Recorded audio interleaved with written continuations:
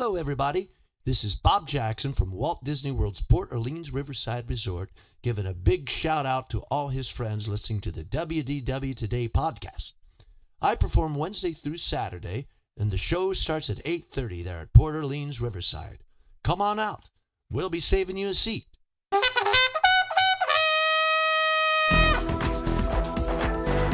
This is Walt Disney World Today. Give us 5 minutes and we'll give you the world. It's Monday, July 6th, 2009, and this is episode 587 of WDW Today. I'm Matt Hochberg of StudioCentral.com. Back from the 4th of July, it's Mike Scopa, a senior feature writer and blogger for allears.net. Welcome, Mike. Matt, I would like to take this time to extend condolences to Len Tester and his family. Len lost his father over the weekend, and we wish him and his family all the best, and we send our prayers out to him. Absolutely. We hope we will get Len back very, very soon. Also joining us on today's show is Mike Newell of Mouse World Radio. Welcome, Mike. Hey, Matt. What's going on? And also joining us on today's show is Michelle Scribner McLean, a senior feature writer for allears.net. Welcome, Mike. Michelle. Mike, Michelle. Yeah, I call him Mike, too. Isn't that funny? The other day, I said, hey, Mike, you know. Oh, Michelle Hello. And happy birthday, Liam. Oh, thank you. Well, that was some other Liam, but I guess your son is also. My Liam, yes. Okay, no. Well, sure. Why not? It's 10. On today's show, we're actually we have a show topics spawned actually by 2 emails that we got from listeners that we thought we would answer in depth on today's show. First email is from Kelly Trent of Dallas, Texas. Her hi, guys and gals, if they are present. That would be you, Michelle. Yeah. I'm planning a trip to the world for the Food and Wine Festival in 2010. Yes, I know that's far away, but I figure this will give you plenty of time to answer, and you won't have to mumble through the date when you're reading this on the show. Oh, so true. I'm thinking that we will be spending a lot of time at Epcot to get in all my favorite attractions and take part in all the yummy food and wine. So we thought we would stay in an Epcot resort so we can easily walk back and forth if we want. I have never stayed at one and really know nothing about them. Which would you recommend and why? Thanks for your answers, and I love the show. Now, that was the first email we got. Another email we had received is from Brett Ward, who writes, I need some help planning my next trip. My wife and I want to stay at an Epcot resort because we like the idea of being able to walk to Epcot and Disney's Hollywood Studios. Which resort should we do? Swan and Dolphin are out because we'll probably be on the dining plan. Can you do some of the pros and cons of the remaining resorts? So, based on these 2 emails, I thought it would be good to talk about the Epcot resort. Let's talk. You've got a couple different options for us. Let's spell it out. You've got the Swan and Dolphin Resort. You have the Boardwalk Resort. You have the Beach Club Resort, and you have the Yacht Club Resort. We have more.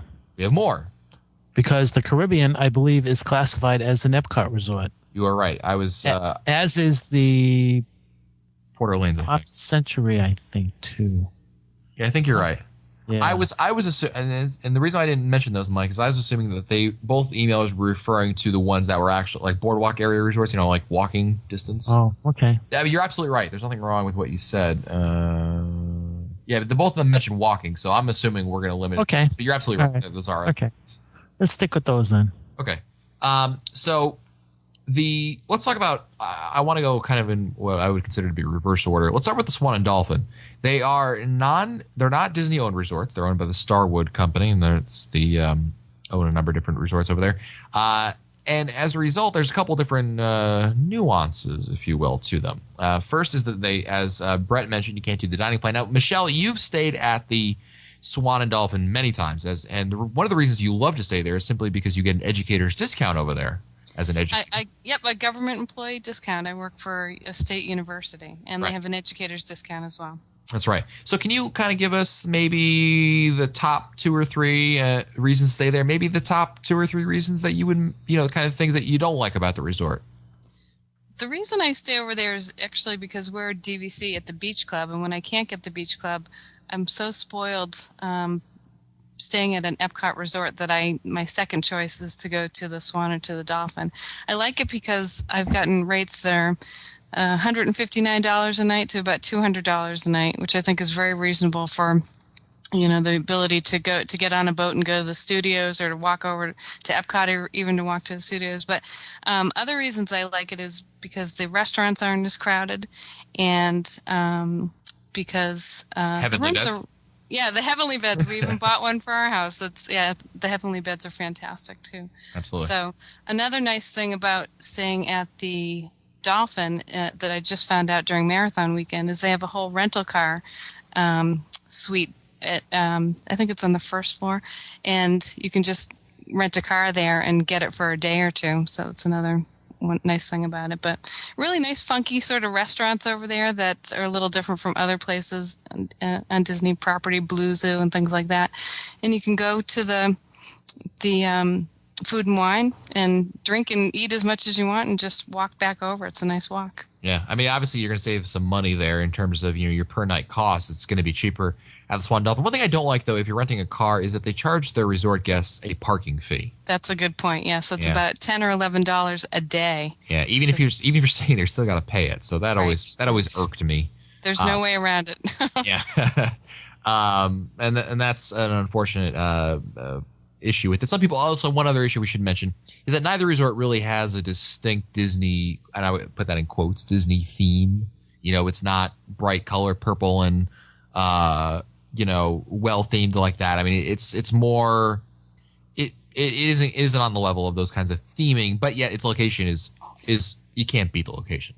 Yeah, I mean, I think the hotels are nice and clean and trendy, but you won't see much Disney stuff. The rugs don't have hidden Mickeys in them, and there's not really much else that tells you that you're at Disney there. Mm-hmm. Now you've got the other resorts over there. I was mentioned the Boardwalk and the Swan and the Yacht and Beach Club. Let's talk about the Boardwalk first, though, Scott. But when we talk about the Boardwalk Resort, what comes to mind with the Boardwalk Resort in terms of what are the amenities that you would recommend people staying there for? Well, first off, the proximity to Epcot, when you can just take a short walk and you're at International Gateway. Right to I-4. That was pretty close. You also have access to all the shops along the boardwalk. You have Flying Fish. You have whatever Spoodles is going to turn into. You have a few others, and the bakery, Seashore Suites. You have a whole bunch of little shops there that you have access to. It's a nice atmosphere at night. So you have that. The idea that you can walk from Epcot to your resort is a nice thing to have. Also, you have boat service to the studios, and you also have the what do you call it? The marina over there, where you can take Illuminations cruises. So you've got a lot of amenities there. You're centrally located, which is nice. You're right in the middle of Walt Disney World, and that to a lot of people is important. Yeah, I think the Boardwalk Resort itself is. I think the boardwalk side of the boardwalk, if that makes any sense, is. And I say better. I prefer the boardwalk side of the boardwalk to the Yacht and Beach Club side of the boardwalk or the Swan and Dolphin side of the boardwalk. Because all the things you mentioned, Mike, the stores, the restaurants, they're all on that side. And they're all much more centrally located. So for that reason, it's really nice. The issue I have with the Boardwalk Resort, and this is going to be true of I think the other resorts as well, the Yacht and Beach Club, is sometimes they'll stick you in a room that feels like you're actually staying at like the studios. I was going to say that. You can walk and walk and walk and walk and turn corners and never get there. That's my big issue with that. Yeah, it's absolutely true. I mean, there's sometimes that you just have these rooms that just seem like you're walking for miles. I felt like I was training for the half marathon, going to my room every time. Now, the Yacht and Beach Club they have that issue, but not to the extent the Boardwalk Resort has. I mean, it's night and day difference. But the Boardwalk does have a couple of great things, and I know you love Beaches and Cream. Oh my God! Oh my God! I do. Did I mention that? Really? Like yeah. What's that? Which is obviously it's a what's great. It's a nice little restaurant that they have over there. It's sit down, but it doesn't take reservations, ADRs, so you can have better chance with walking up for last minute reservations over there. Although it tends to be very very very crowded over there. Really? Yes, Mike. Really, Mike, you should learn much more about Disney if you're going to be on this podcast. The rates I've always found at the Yacht and Beach Club to be slightly less than the Boardwalk Resort in terms of rates over there. So let's talk about our listeners, though. Let's take first Kelly, who's coming here with her family. They're going for Food and Wine. and they've never stayed there before. So, of course, before we go any further, I just want to mention, of course, that Yacht and Beach Club, I meant to mention, they have a Stormalong Bay, which is the best Disney pool ever. Yes, definitely. If you're coming with your family too, it's a sandy bottom. Part of it is sandy bottom, and great place for kids. My kids just love it there. We don't even go to the resorts. As soon as we get there, we go right to Stormalong Bay with the slide and the whirlpool. And if you're coming with a family, I would say that would be a strong case to stay there. Okay, so Kelly's coming with her family over there. She doesn't mention kids, so let's assume it's adults, but whatever. She's going there. Which resort would you recommend for Kelly? Wants to take advantage of Food and Wine, and so she wants to be easily able to walk back and forth if they want. So which resort of the Boardwalk resorts that we've talked about, which one would you recommend for Kelly and her family, her friends? I would say if she can't afford it, I would go with Beach Club because it's closest to Epcot. That's exactly what I was thinking, Mike. I think if she wants the proximity, which it sounds like, she wants to be able to, eat it at France and then be like, I'm going to go back for my, and the proximity can't be beat. But obviously, like you said, Mike, also it's going to be a little expensive. That's going to be said about all of them except for Swan and Dolphin. But it's going to give you the closest proximity to it. I would agree with that too. Yeah, if you guys remember when you come out of the international gateways, you rejoin the boardwalk area. There's rooms at the Beach Club that are like right there on the corner over there. Those rooms, I would love to get those rooms. I don't know who those people are that gets those rooms, but like that is like because you can cut through your patio over there if you're on the ground floor, and it's ridiculously close, even more so than normal. But regardless of what room you have, I mean you can't beat that location. Newell, isn't there great room service there too? Like Newell? Yes, Newell. The best burgers on property. Without a doubt, the best hamburgers on property. Very good. All right, so we like the Beach Club for Kelly. Yes. Yeah. If she's looking for, I mean, I guess, why before we get to Brett over here, I mean, is there and Brett's out because Swan and Dolphin don't count for him. But in which cases would you recommend the Swan and Dolphin? Would it be to people who are looking to save a little money but still get the great location, or would there be another reason why you would recommend one of those resorts? I think it's really hard to get one of those resorts for Food and Wine unless you really plan ahead. And if you really want to stay in that area, and this has been the case for me, it's been my second choice, but it's been a reasonable second choice in terms of cost and location. So if that's your only option and you can't get a reservation at Boardwalk or Beach Club, I would definitely say Swan or Dolphin. Cool. Now let's talk about Brett, who again, just to remind you, his wife and him are they're looking for the Epcot Resort to be able to walk to Epcot and the studios. So they're not just here for Food and Wine here. But they can't do Swan Dolphin because they're going to be on the dining plan. So Boardwalk. That's Yeah, Boardwalk. Yeah. Yeah, Boardwalk. It's a great walk. It is. Yeah, I mean, you're I think you're almost centrally located between the two resorts.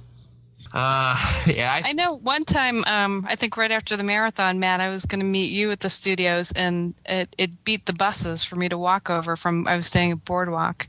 I just walked over in about 10 minutes, and it was no problem at all. Yeah, it definitely is. And I think one thing you have to do for both Brett and Kelly, make sure you take advantage of not only your location to Epcot and the studios, but also take advantage of what you have in your resort area. It's not a resort that you should just use as a home base of operations. I mean, if you're like Kelly and we recommended the Beach Club, take advantage of that pool. The Boardwalk pool is actually very cool on its own. Not to take anything away from that one. It's got that really cool slide over there. And the name eludes me of the part of the water of the pool right now, but the Boardwalk pool is also very cool. So definitely take advantage of that. Take advantage of the nighttime activities like Scopa you were talking about. After the parks are over, walk on the Boardwalk area. Right. And they have a really nice porch that you can just grab a drink, and they have rocking chairs, and you can watch everything that's going on out in the Boardwalk too. It's kind of nice up there. Absolutely. And of course, Newell, our favorite place to enjoy a nice adult beverage after a long day in the parks, of course, is at the Boardwalk Resort. Yes, it is. At the Bellevue Lounge over there. Bellevue Lounge. Say hello to Alan or Tim for us when you get there. Yes. My favorite. I got to share this story. Okay. Newell is at the bar with his wife, and Newell pleads to his wife that he doesn't spend a lot of time there, which of course is a flagrant lie, but that he doesn't spend a lot of time over there. And what was it? Who was it? The bartender who said it? Yeah. Said your name? Or What's sad was I was supposed to meet you, I think, Matt, that night, and I wasn't at the bar. I was at one of the tables towards the window. He had to come over to me. That's how sad it was. He came all the way. He saw me, realized it was me, came all the way over to me and said, "I'm really sorry. I don't have any Baileys right now." It's like Cheers. Everybody knows your name. But here's the kicker. He goes, "I placed an order. It's on its way. It should be here in about 20 minutes. Is that okay?" after explaining to your wife that you don't spend a lot of time over there. So her first response was, "He even knows what drink you have." So I've been there a few times. That's great. Well, I hope that helps out Kelly and Brett. Good luck with your trips. Kelly got a lot of time 2010, but Brett, hope that worked out for you guys. So that's it for us today. If you want to find our older episodes, read our show notes, or send us your comments, visit the WDW Today website at WDWtoday.com. For Len Testa, Mike Scopa, Mike Newell, and Michelle Scribner-McLean, I'm Matt Hochberg. We'll see you on the next show. Stupid Judy, stupid energy. This has been a production of Mouse World Radio.